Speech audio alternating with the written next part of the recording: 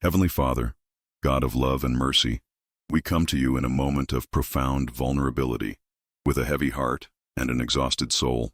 There are days when life feels like a relentless whirlwind, where fears overwhelm us and feelings of helplessness consume us. I clearly remember one specific day, a day that has etched itself in my memory as a watershed moment, the day the fine line between life and loss seemed to vanish. It wasn't a physical illness that befell me, but an internal assault, a storm that formed within me without warning, a panic attack. The one I experienced, and I know many of you have also experienced or are experiencing, was the most intense of my existence. It began with a slight dizziness, a heat that rose through my body, followed by a racing heart that felt like it was about to leap from my chest. Air became scarce, each breath a Herculean effort, and the feeling that something irreparable was happening, that the end was near, became overwhelming. My hands shook uncontrollably, cold sweat trickled down my forehead, and my mind, once a safe haven, became a battlefield where the darkest and most catastrophic thoughts proliferated unchecked. It was as if my own body were turning against me, an unexpected traitor. My perception of time distorted. Seconds felt like eternities, and the fear of losing my sanity, of no longer being myself, was equally paralyzing. The loneliness in that moment was palpable, even surrounded by people. It was an intimate struggle, waged deep within, where words failed and strength seemed exhausted.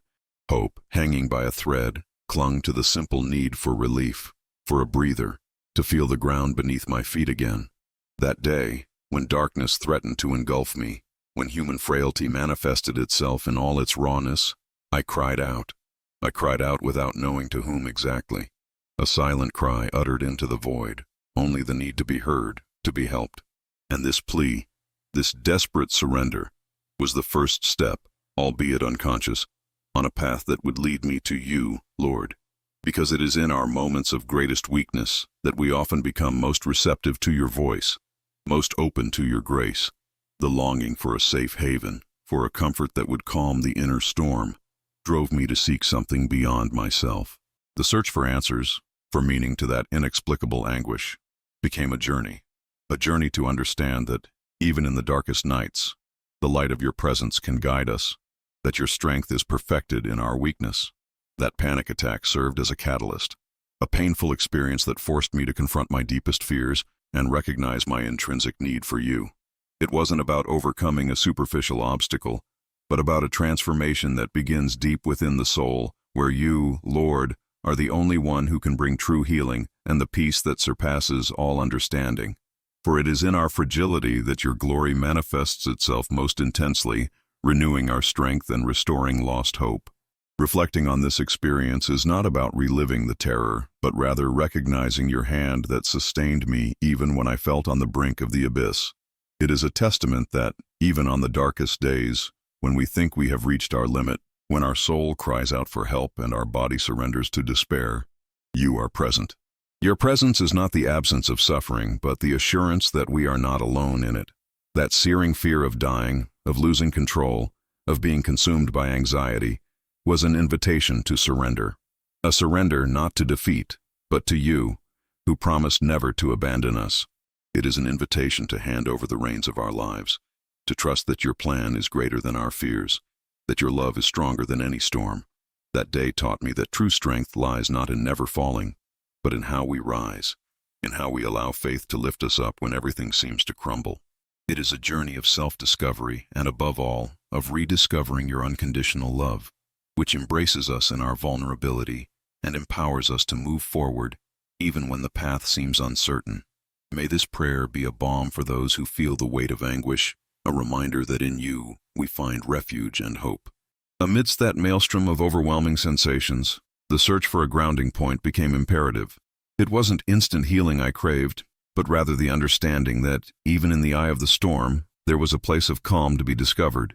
This realization led me to investigate the roots of anxiety, not as a weakness to be hidden, but as a sign that something within me was crying out for attention and deeper care.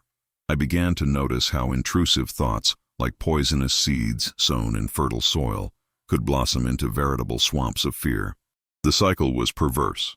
A negative thought generated a physical reaction, which in turn fueled more negative thoughts, creating a downward spiral of dread.